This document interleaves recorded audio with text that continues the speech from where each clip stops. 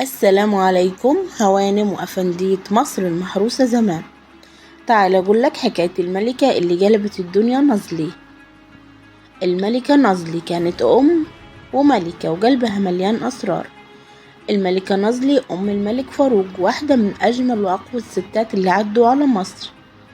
قلبها خدها بعيد، قراراتها كانت غريبة لكن جواها وجع كبير. في الفيديو ده هنعرف حكايتها من القصر لحد الغربة، ومن الشياكة للحزن اللي ملوش حدود.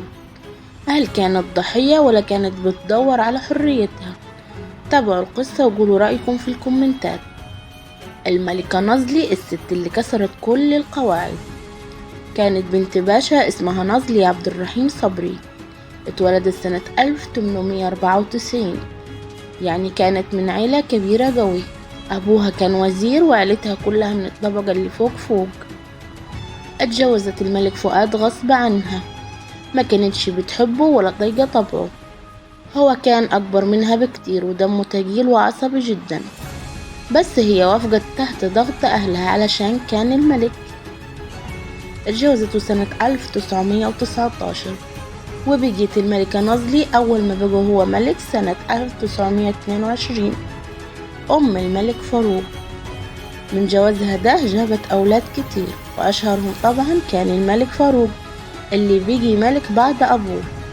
بس علاقتها بجوزها كانت سيئة جدا، كان بيغير عليها وبيحب يسيطر وبيعملها معاملة قاسية، حتى دايما كانت مريضة من كتر القهر النفسي.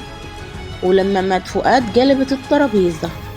أول ما فؤاد مات قالت لنفسها أنا اللي ضحيت، أنا اللي اتقهرت، خلاص جه دوري علشان أعيش.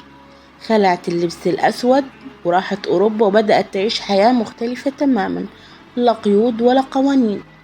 أكبر أزمة علاقتها بأحمد حسنين باشا، ده كان رجل وسيم ومثقف وكانت بتحبه جدا، بس كان أقرب لفاروق، وده خلى الملك فاروق يغضب جدا لما عرف إن أمه بتحبه.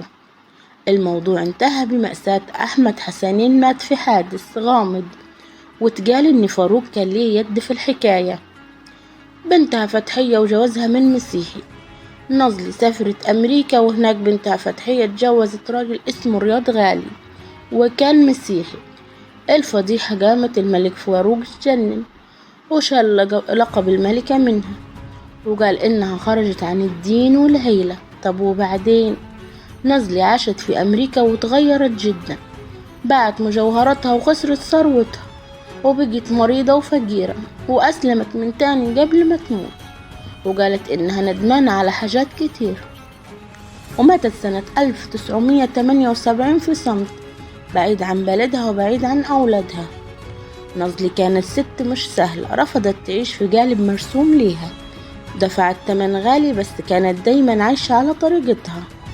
بعض الناس شافوها متمردة وبعضهم شافوها شجاعة، بس أكيد كانت ملكة مش شبه حد. وخلصت حكايتنا عن الملكة نازلي.